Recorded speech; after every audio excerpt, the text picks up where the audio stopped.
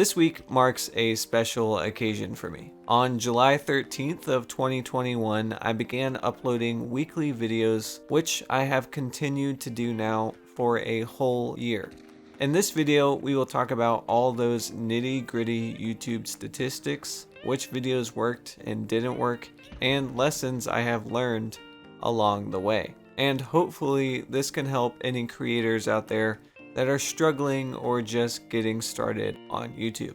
So to answer a common question first, why did I start making videos? I created my channel on April 30th of 2021, and before I started uploading weekly, I just kind of flirted with the whole content creation thing, which I think most young channels do.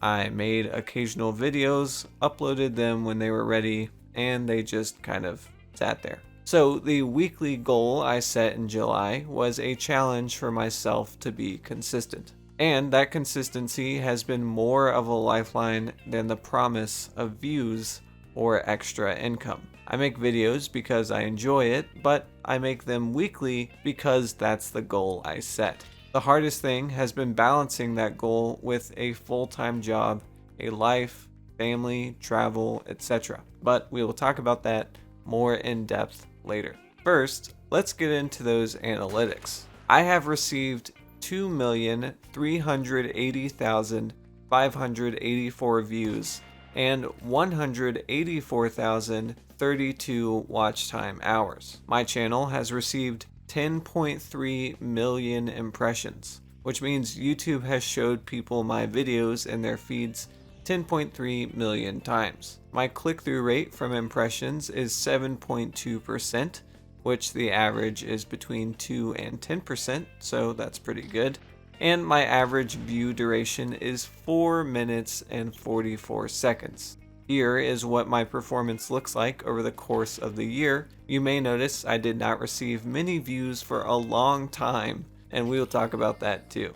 Now, for audience analytics and demographics, most of my viewers are in the 25 to 34-year-old category at 46.6%, followed closely by the 18 to 24-year-old viewers at 34.8%. My audience by gender is male at 97.9%, female at 1.9%, and users specified at 0.2%.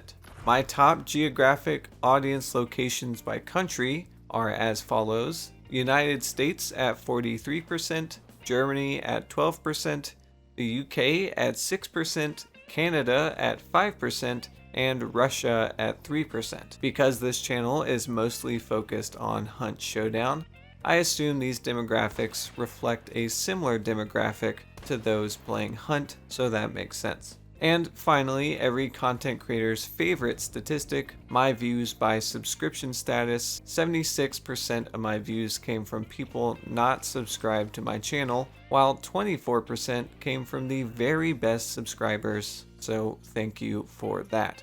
At the time of writing this, I have 21,960 subscribers, which isn't bad for a year of weekly uploads. Having 20,000 subscribers still feels really weird to me. In my head, HomeReel, the channel, is still a small channel, like an audience of a couple hundred people, so it hasn't quite caught up to me that there's 20,000 people that have subscribed and watch pretty regularly. I don't know, it's hard to describe, but it has a small channel vibe to me, and I'm curious if that will ever go away. But most of those subscribers are from the gun guides, which I made for Hunt Showdown, which is probably a good time to talk about the highest performing videos. It is probably no surprise that all my highest performers are part of that series, but the order from most viewed is the Martini video, the Nitro, the Crossbow, the Nagant Carbine Deadeye, and the Springfield Compact Deadeye. Only 2 videos on my channel have crossed that 100K mark, the Martini and the Nitro videos.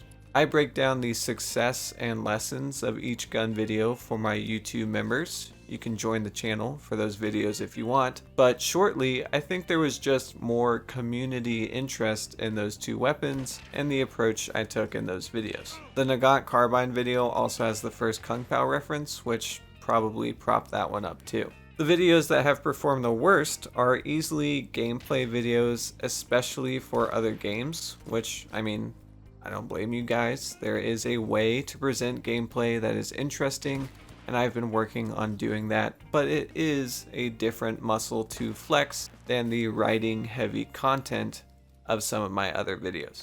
However, there have been a few standout successes from other video game titles. I made a few first impression videos on games like Blood Hunt, Marauders, The Cycle, and GTFO, and those videos have performed well, in part because they are produced quickly and released when the game is trending on socials, with the exception of that GTFO one, and it shows. So, timeliness is definitely a factor in YouTube's success. Keep that in mind.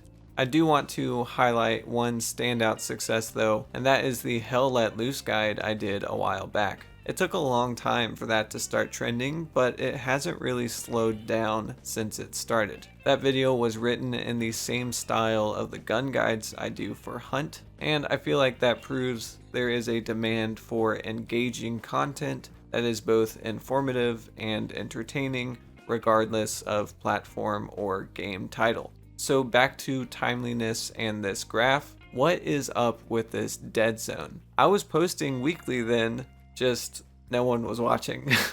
Well, my first successful video was this one, posted on October 4th. It was the summary video for the update 1.6.2 dev stream. People wanting information about that developer stream clicked the video. Then 3 days later, I posted the Bornheim video, which was the first in that series of gun guides, and it was much more popular than I anticipated. And the reason for that is that people interacted with my channel with that 1.6.2 video because they wanted the information within it. And then when this new upload came out, people that had already interacted with that video got pushed that new one, which was good for me because it meant more impressions, which led to more views. Again, sorry to mention it, I break this down for members of my channel, so I don't want to repeat too much stuff, but those two videos are deeply interconnected. So, quick review, most of the views for this channel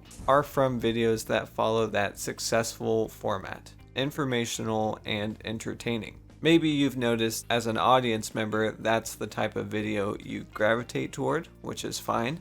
And if you are a smaller channel, what that means for your channel is up to you, your interests, and what your peers want to know and see. If you want to cover a certain video game, I can almost guarantee a new channel would have more success making videos that are enriching, like informational, educational, rather than just another meme edit. Making people laugh is valuable, but you have to get them to want to click the video too, and sometimes just having that extra information that people want is enough. But timeliness is also a factor too, and so is quality, and thumbnails and titles and SEO.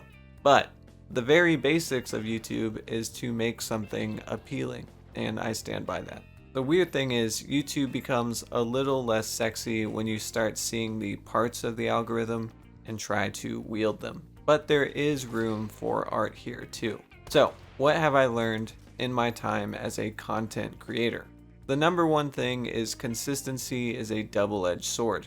Any weeks that I really want to skip an upload, I could just look at my history and think, I'm 6 months into this, do I really want to stop now? And that would give me enough will to make the next video, whatever that was at the time. But also, it does add more stress to your life. I'm not a full-time content creator, though maybe one day, but for now, I have a job in addition to a content schedule. And often when I'm taking a break from one, I can't take a break from the other. So whenever a holiday or vacation came up, I was lugging around my desktop or working ahead to keep the schedule intact. And weekends never really feel like free weekends. So anyone that wants to do this for fun, have at it, go for it. It doesn't have to be a job, but when you do monetize your channel eventually, it is a lot of work to grow it into something that can pay your bills. Now, don't get me wrong, I'm not complaining. I do feel really lucky that this has gained any sort of traction at all, and I've been really fortunate with the people around me. My girlfriend Sam is constantly hearing unfinished video ideas. My Discord moderators are really awesome, so big shout out to them. You should come say hi and make them feel great because they are so great. And I've made some really great content-minded friends that I'm sure will keep popping up in videos. There's just been a lot of positivity on and off the channel that I think has alleviated some of the harder aspects of content creation. So for any new channels, it definitely helps to have someone you can share your passion with, especially if they are also making videos too. And you might be wondering, what happens now that I have hit a year? To be honest, I haven't really decided. If my recent history is anything to go by, I have been making more videos than ever. So for now, I don't plan to break the streak, but I would be lying if I said it doesn't call my name sometimes to just like take a break and just skip a week. But for now, I will keep going. I'll be resuming the gun guide soon and also trying to feature more content from other games on the channel this year. There's also some big stuff in the works, including sponsorships and videos and collaborations and stuff. So if you have been following the channel but you haven't subscribed, well, you have my analytics and you know that would be helpful.